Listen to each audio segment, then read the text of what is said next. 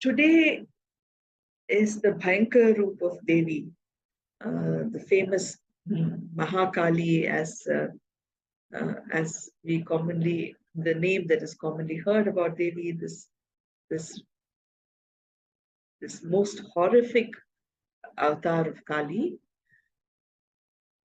And as I said, as I'm taking time to recollect some of these stories, reflect on it, um, and understand what that each of these forms mean for us in our present day context, in a way that is relatable. Um, I'm also seeing myself how beautifully each story is connected to the other over these 9 forms of the Devi, and how each story leads to the next one in a way that is very powerful for each one of us at our own level, at our through our life, if only we are able to have this kind of connectivity and use it. So today's form, she is referred to as Ma Kalaratri, okay, which is that form of Kali that is absolutely dark skinned, and that horrific, uh, almost frightening face of Kali, Rupam of a roop of Kali. Now there are a couple of stories, and please forgive me if I get my stories mixed up, because I'm just speaking from memory, and also in my mind maintaining some kind of a continuity to our narration, in terms of how are we going to connect to these forms to take her help in our everyday life. So starting from yesterday, from Kartikeya, the presence of Kartikeya, who went ahead and killed Tarakasura, there's a lot of action that Devi is involved in. So today her form is Kalaratri. And at the outset, as the name might suggest, um, she is someone who destroys all forms of negative energies, demonic energies.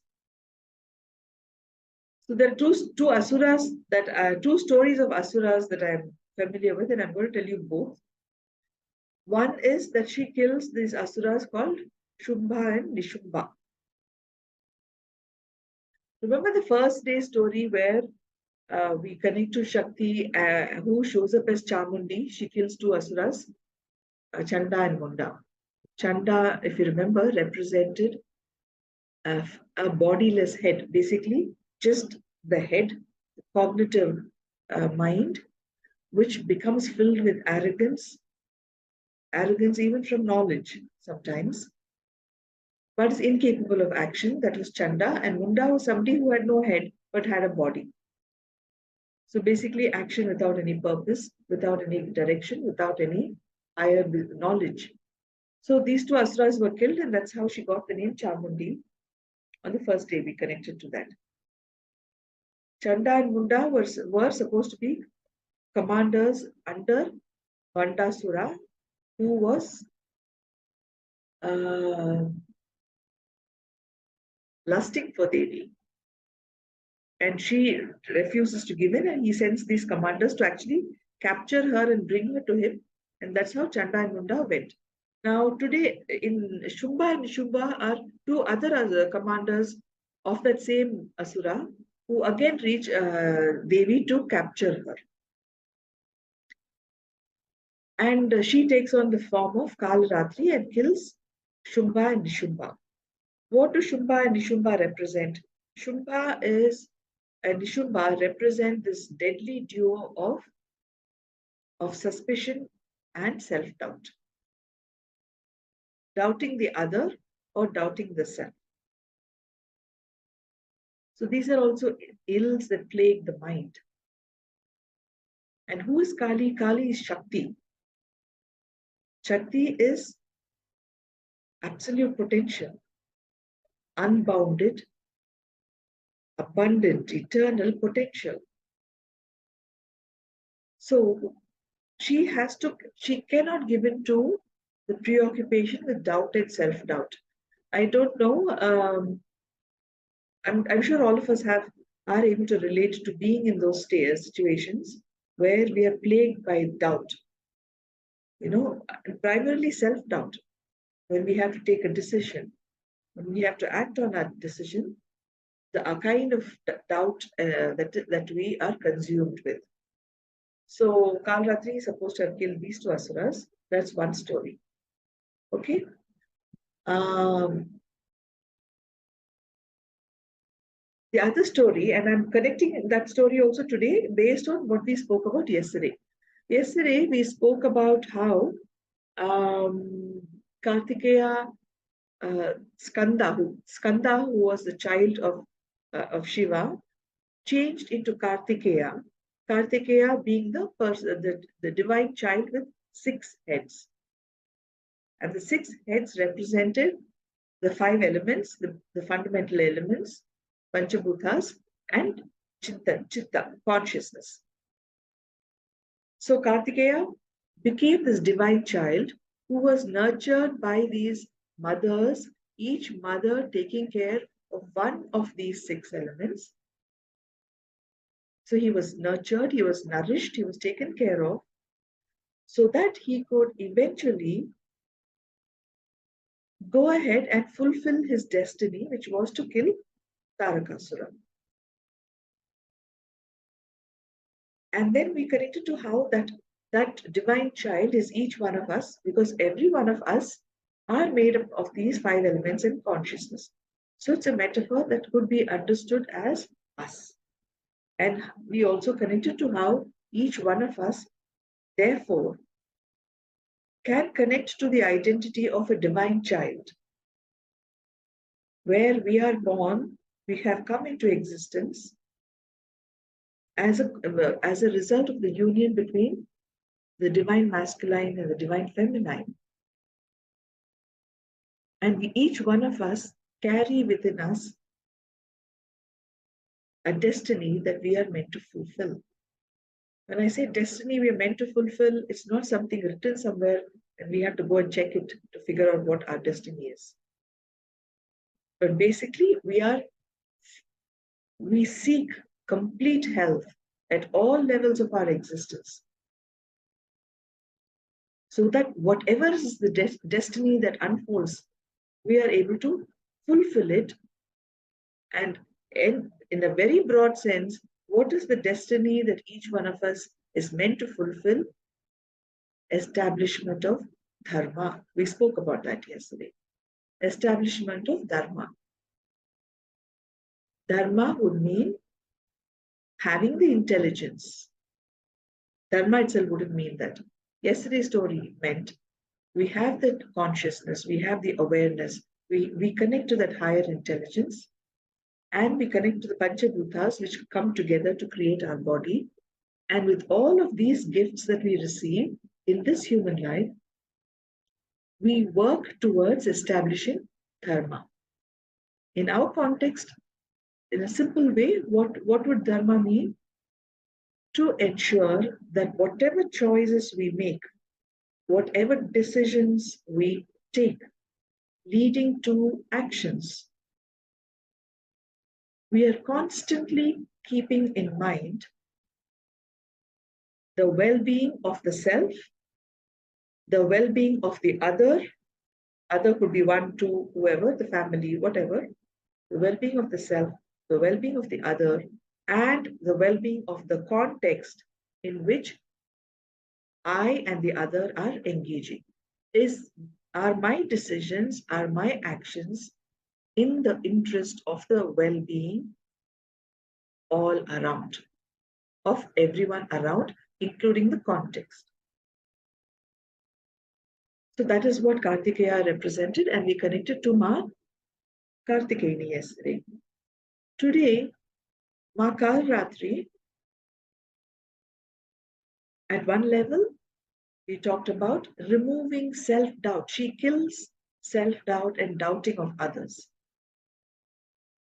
So you see how beautifully it weaves in with the narrative. Now, if I want to establish dharma, whatever and in whatever way in which is relevant to me, any way where I am relevant, am I acting in a way that is dharmic?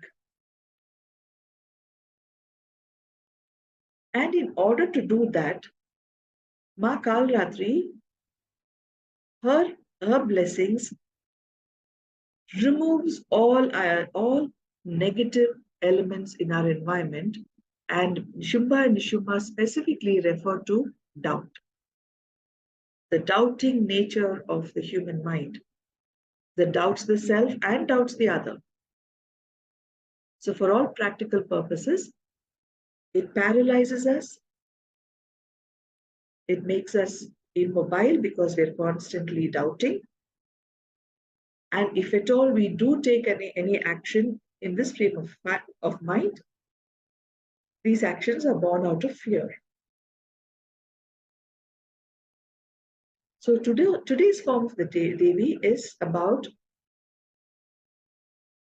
removing any form of negative thoughts in general, but specifically doubting mind. So when we connect to her and ask for her energies to flow into us, what we are saying is, as I search, as I hold this question of what is my destiny, and my destiny is unfolding every day. It may not be one grand purpose like killing Tarakasura. It may be killing the demons that plague my mind on a daily basis, so that I can engage with life from a place of dharma, a place of consciously upholding the well-being of the self, of the other, and the context. So when I'm engaging with life with this attitude, with this intention, seeing myself and everyone around, as you might be well aware, when we talk about the self as the divine child, that is true for everybody on the planet. So it's not like I am the divine child amongst all my siblings, or I am the divine child amongst all my other people in my life. No, everybody. This is true for everyone. So this beautifully adds to the narrative that we are building from day one. The other story that I came across is the killing of the Asura Raktabija. It may not be directly related to Kalaratri, but in my mind, I thought it was a great metaphor that we could include in our practice as we are considering this. Raktabija is a demon who was granted this boon that when he is killed, every drop of blood that falls on the ground will produce one more of himself. So if anybody were to kill him and blood drops on the ground, every drop will produce one more asura. So now Devi had to combat Raktabija, kill him, and every drop that was falling on the ground was bringing more and more Raktabijas. So what she is supposed to have done, this form of Devi, what she's supposed to have done is to have drunk the blood before it spilled on the ground. She did not allow the blood to fall on the ground.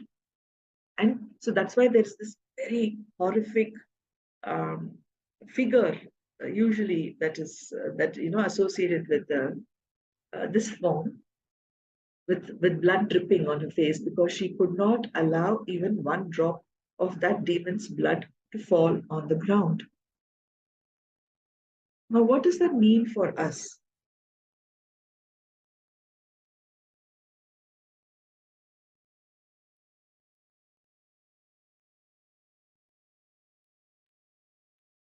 What it means for us is that when we're talking about toxic thoughts, our own demons, right? The demons of the modern world, the demons of the mind that plague our mind. When we're talking about that, those attitudes, those tendencies that are broadly speaking negative in nature, is there, it could be there all the way down in our DNA. Every drop of blood that comes from us would carry that imprint.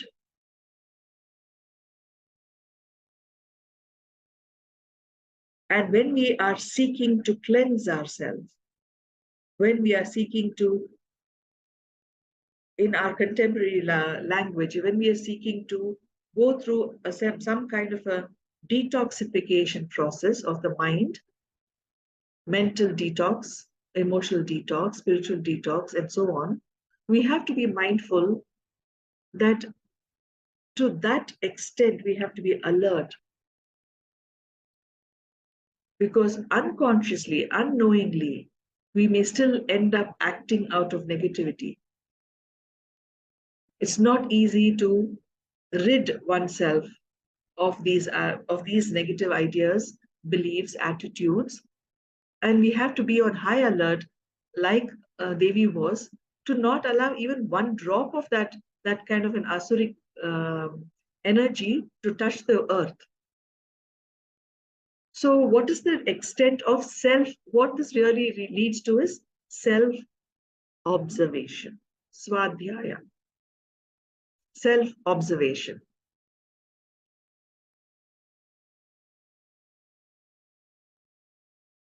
So, to activate that part of the mind which can be an observer, and keep watching initially silently, but be on alert. And even if it is after the act, after the situation has passed, become aware that this particular moment, in this particular action, in the way I spoke at this time, in the attitude that I was in touch with from where my actions came, I become aware of what is the basis from which my actions, my words, my thoughts, my feelings came from, and catch myself when it is coming from a place of negativity.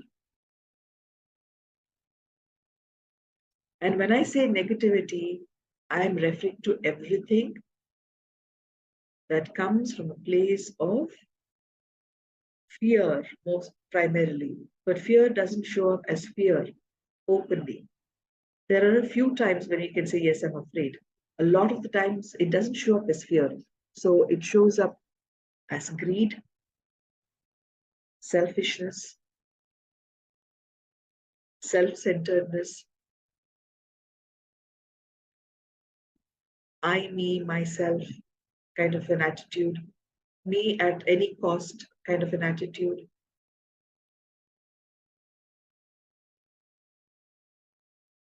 unhealthy competitiveness.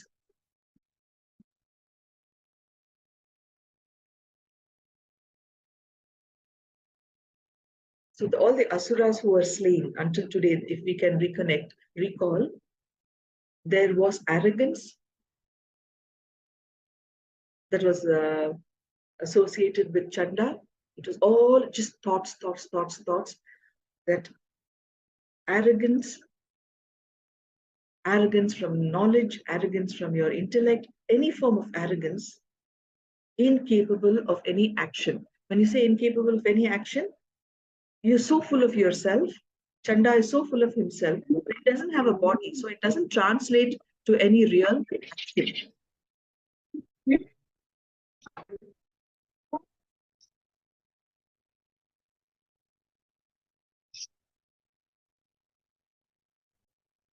Then Munda. Munda is no direction, no thought, just blindly acting out. No. So these are two kinds of asuras. The other two which I spoke about just now is self-doubt, doubting oneself, doubting the other. All of these. So the alertness to watch myself and to catch myself when I'm operating from such places in the mind. So today's focus, combining these two aspects, and building on the narrative that we've been building since day one.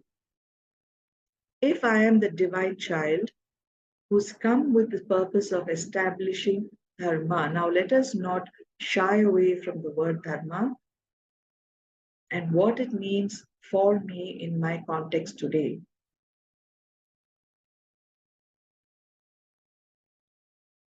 So if my purpose of existence is to establish dharma within my frame of reference, within my own context, and there is no large big cause or context you have to fight for, even if it means in the most smallest of contexts, which is just myself first.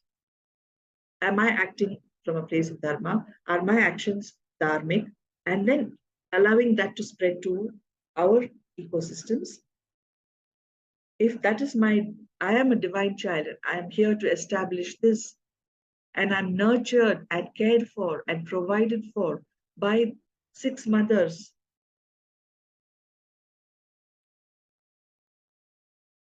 so that I can fulfill my divine purpose.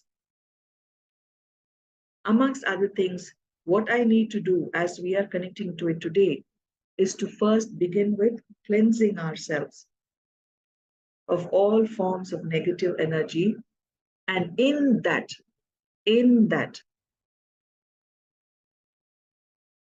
we need to be ruthless in that process of cleansing oneself.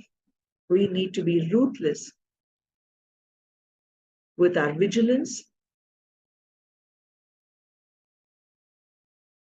with the sincerity with which we go through this process.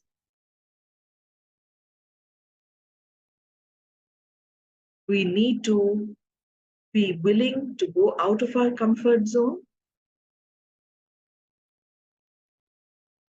We need to be able to free ourselves, kill those inner demons that keep us trapped in habits, keep us trapped in patterns of behavior which stem from these dark negative places.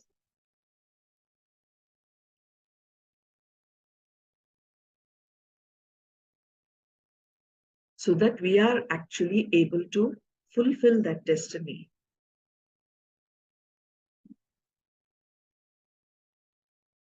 And when I'm saying fulfill destiny, I'm not saying, oh, come and do a workshop to discover the purpose of your life. I'm sorry, that's not how it works. There is no one purpose for your life which you can discover through workshops. When I say destiny, I'm specifically referring to dharma. That is everybody's destiny, everybody's obligation.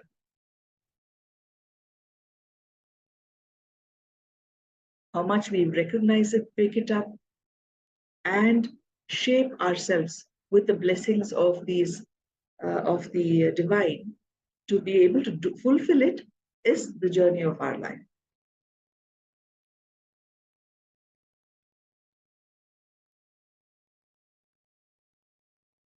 So that's the focus for today. Focus for today is to call upon oneself,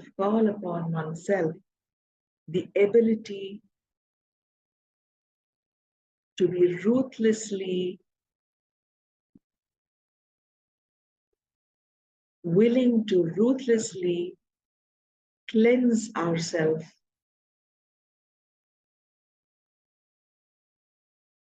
willing to take whatever it demands, willing to do whatever it demands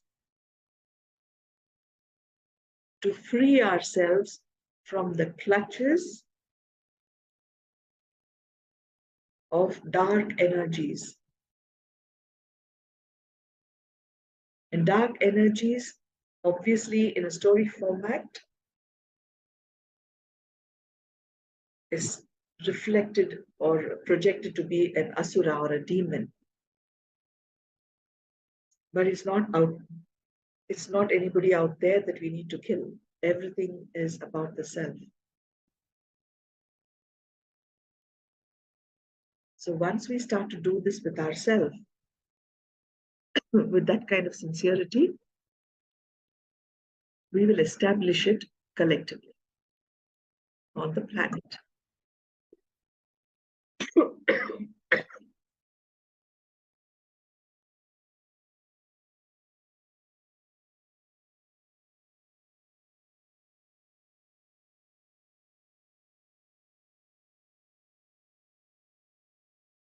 So let's get into a process now.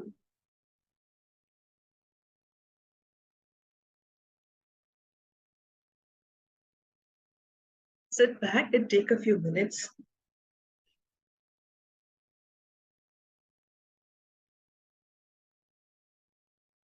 and identify for yourself any one, two, or maximum three areas where this form of cleansing is required.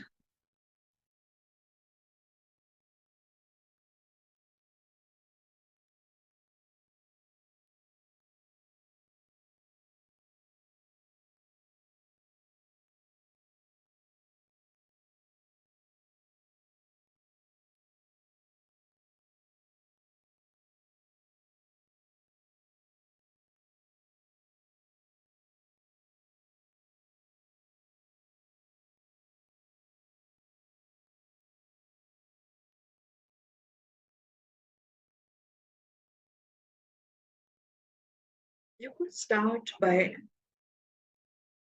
getting a sense of what does dharma mean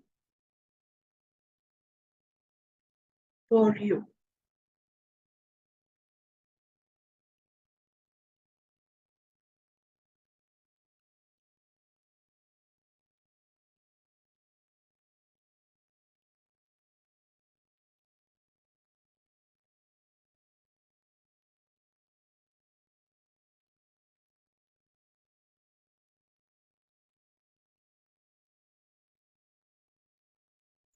Hmm.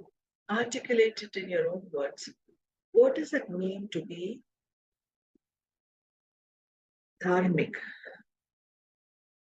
for you? Where a simple explanation of dharma would mean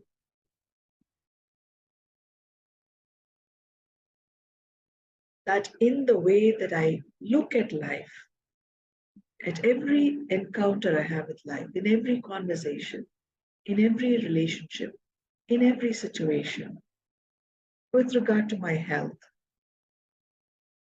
with regard to my finances, with regard to profession, career, money, in every context that is alive in my life today,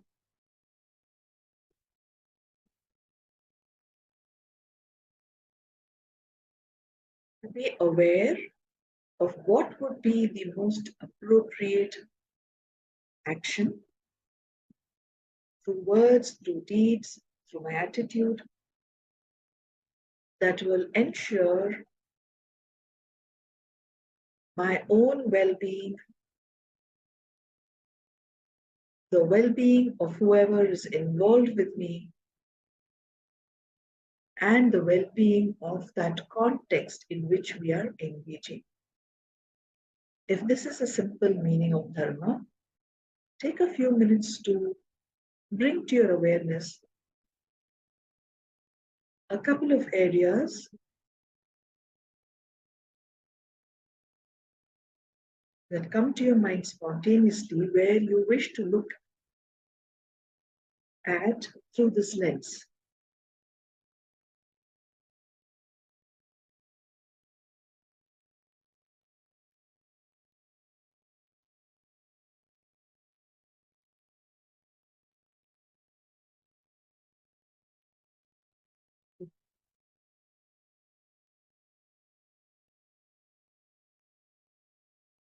It's perfectly okay if you don't have clarity right now. It's important to ask the question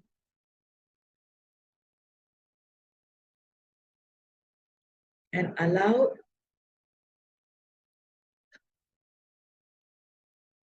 the divine goddess in you, your own divinity,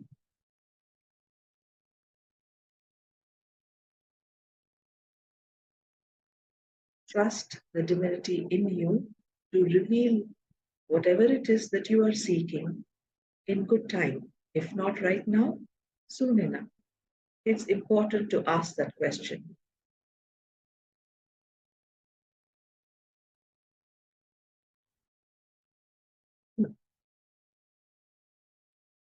The next thing I would like you to reflect on,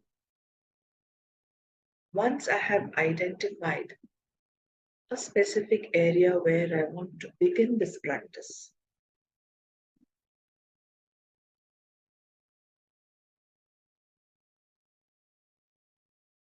If I have to awaken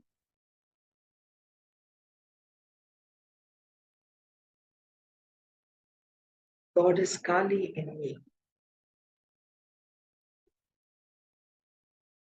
who is ruthless in the way that she removes negativity, ruthless in the way that she removes darkness.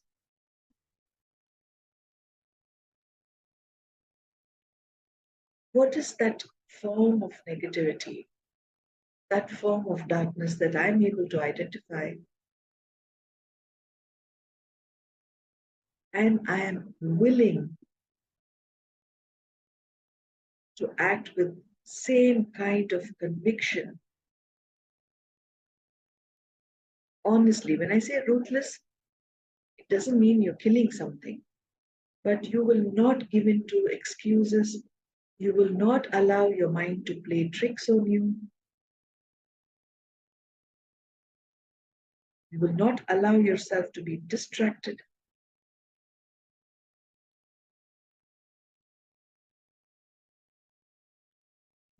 That's what I mean by ruthlessness. You will not indulge in complacency. With that kind of ruthlessness, you are willing to work on removing that form of negative thoughts, feelings, behaviors.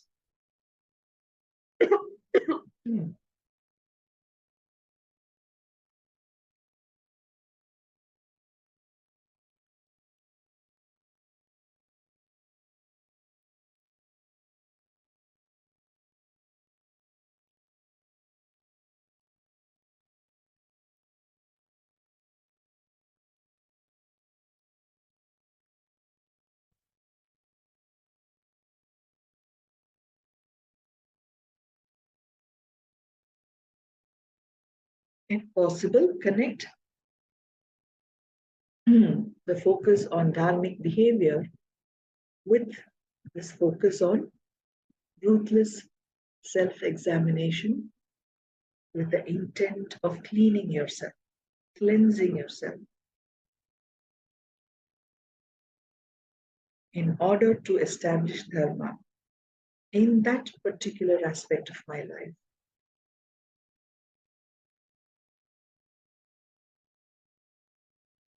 What are those negative ideas,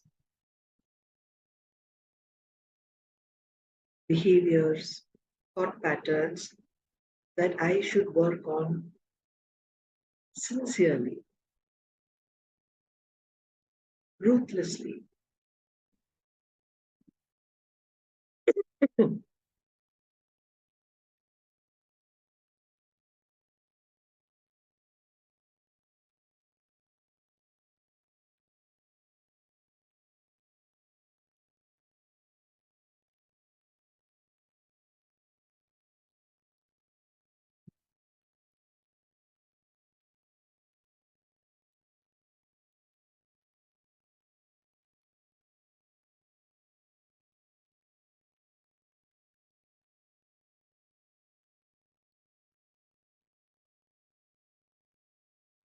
Now let us begin the process of invoking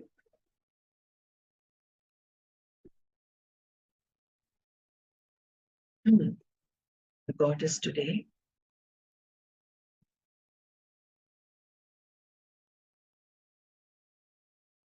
Sit back and let us all bring our awareness to the breath as always.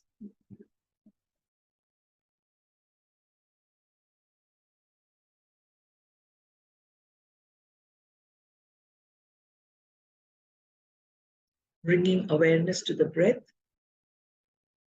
and observing the movement of the body as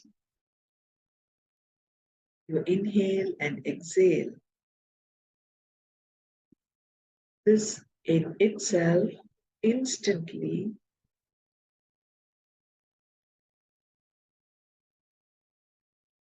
brings to our awareness our divine identity.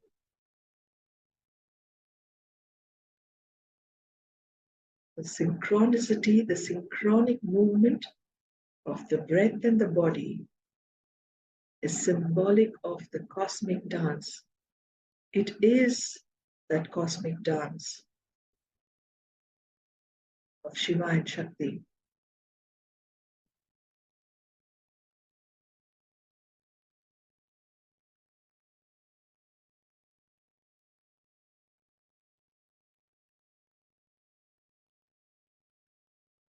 Each one of us, through our existence here in this world, in this form,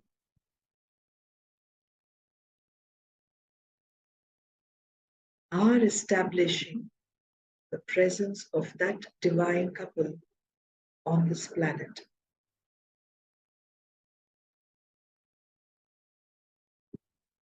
Now, what remains to be done is to fulfill our destiny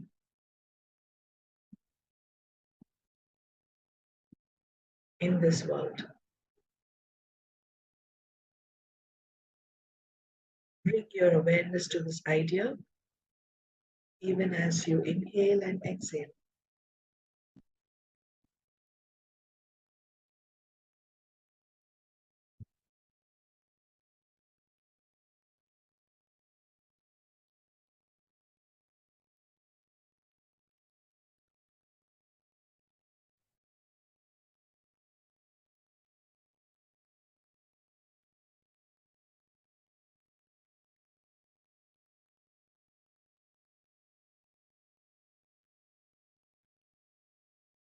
Let us bring to our mind, even as we continue with our breath.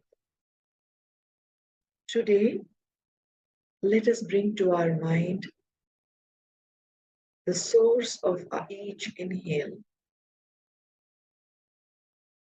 Today, we connect to Ma Kalaratri as our source.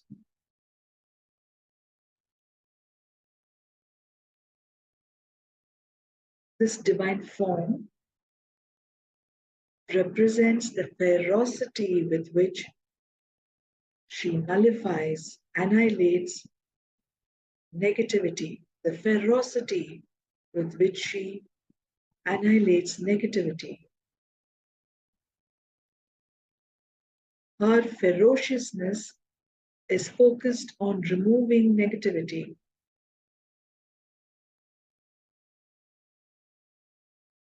And today, as we draw our breath from this form,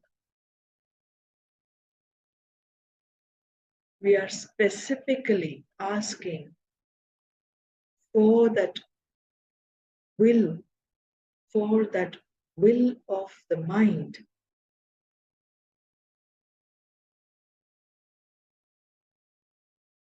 to tackle the negativity that we have recognized in ourselves.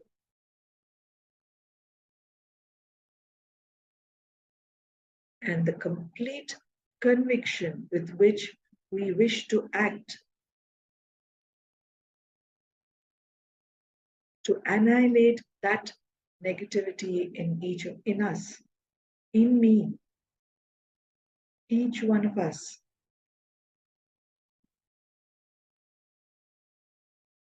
Pick that one or two or three easily identifiable patterns of thinking, feeling, speaking, behaving,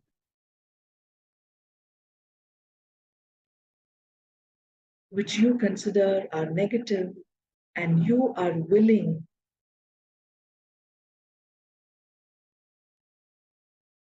to do whatever it takes, even if it feels difficult,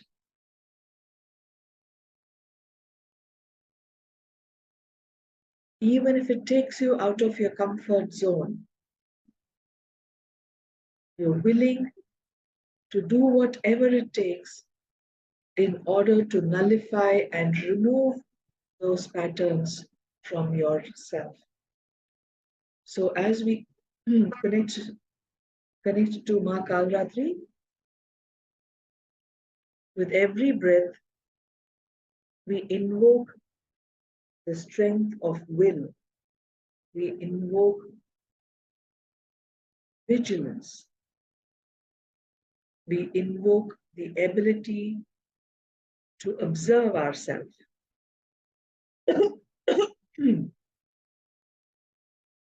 We invoke the willingness to not give in to tricks of the mind, to not give in to escapism, denial,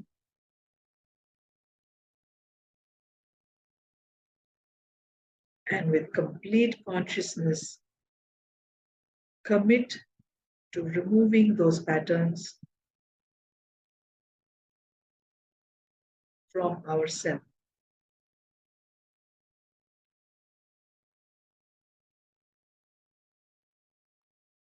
So that I am better able to act from a place of dharma. I'm better able to act keeping in mind the well-being of myself, the others, and the context.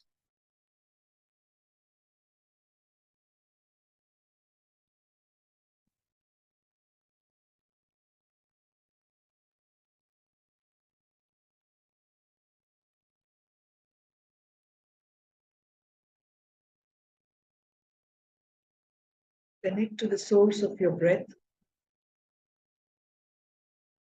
as your most powerful companion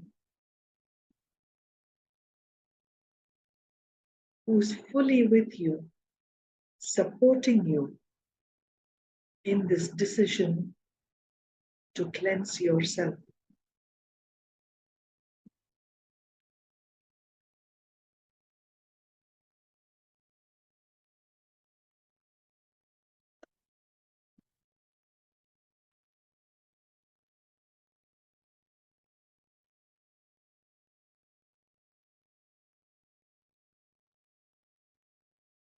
We are invoking this version of her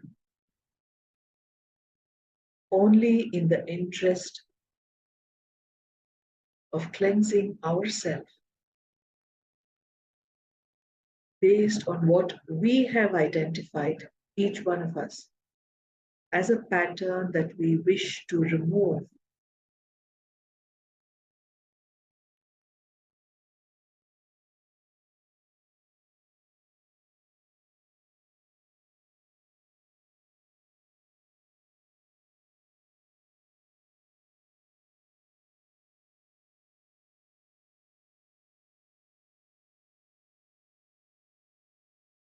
Visualize or imagine every inhale emanating from that source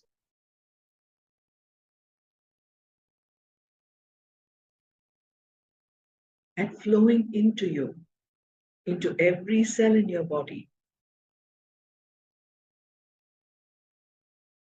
And as you connect to the idea of this energy from Ma Kalaratri entering every cell in your body, hold also the idea that you wish this pattern to be removed wherever it is embedded, even at the level of the cells, every cell in your body.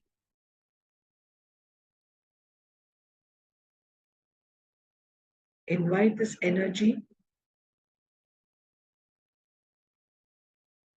knowing she is your most powerful companion.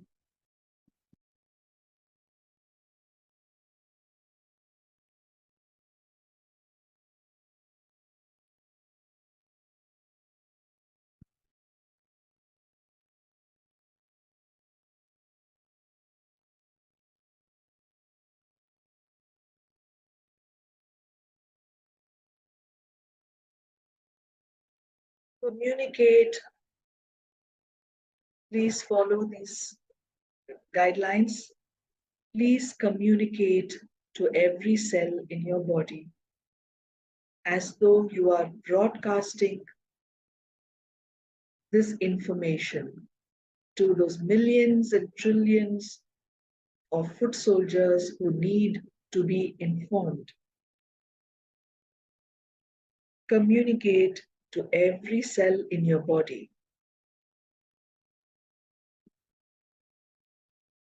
that you are inviting this energy. You view this energy as your most powerful companion.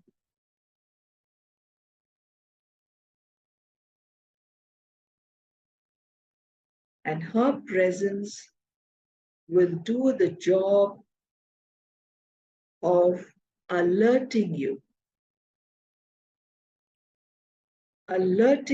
of those patterns, alerting you every time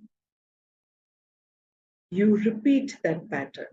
That is the way that this energy will manifest.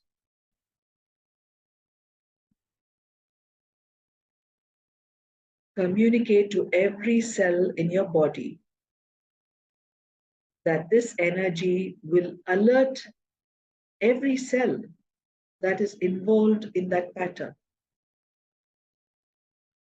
Every cell that is carrying this pattern embedded in it, it will become alerted.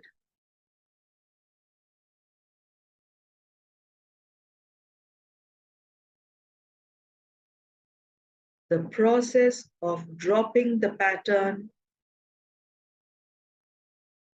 will have to be at your level.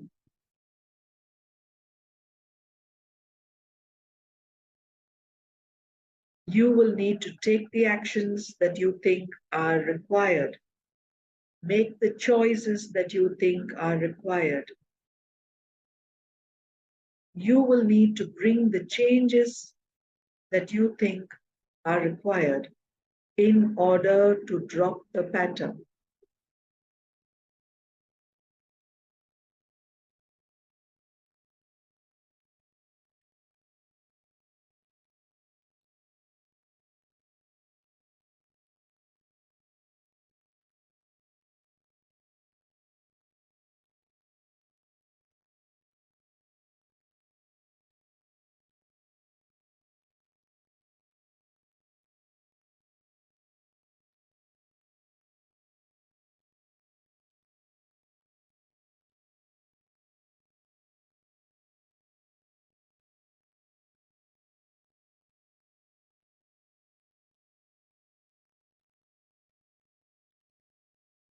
Communicate to every cell in your body that the transformation can happen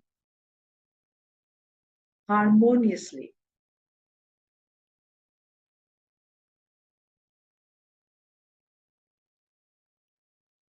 Through your conscious, willing participation.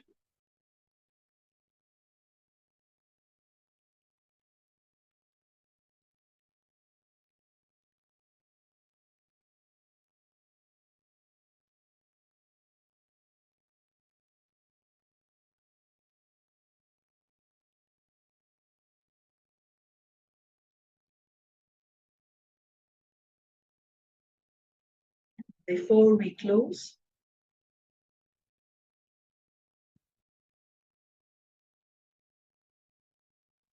I invite all of you to connect to whatever is your chosen form of the benevolent goddess, the benevolent forms of God and goddess. Ask for their guidance.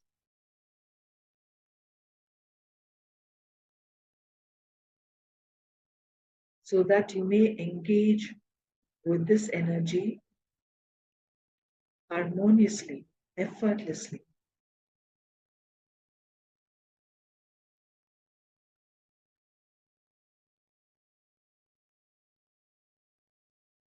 May this process of self-cleansing happen with the full cooperation of every cell in your body, every part of your mind,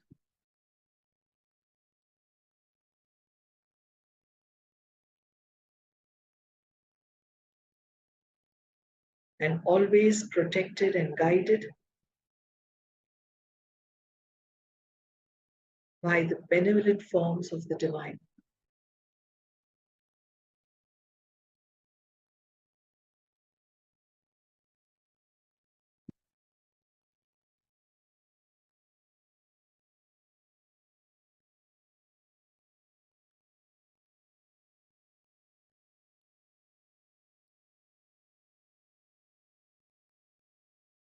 Before we end, let us keep in our mind that when we invoke Ma Kalaratri to give us this gift of self-awareness, to alert us when we slip into patterns of negative attitudes, behaviors, this work is happening within ourselves,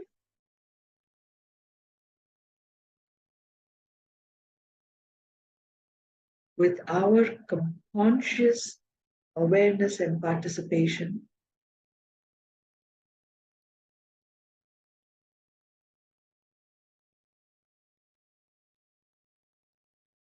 And the entire process happens smoothly, effortlessly, harmoniously.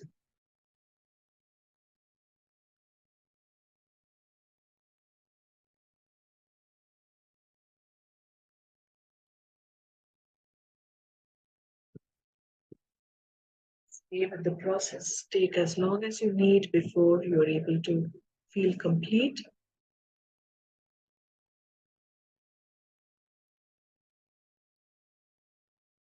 I leave you to complete the process at your own pace. I will see you all tomorrow. Have a great evening.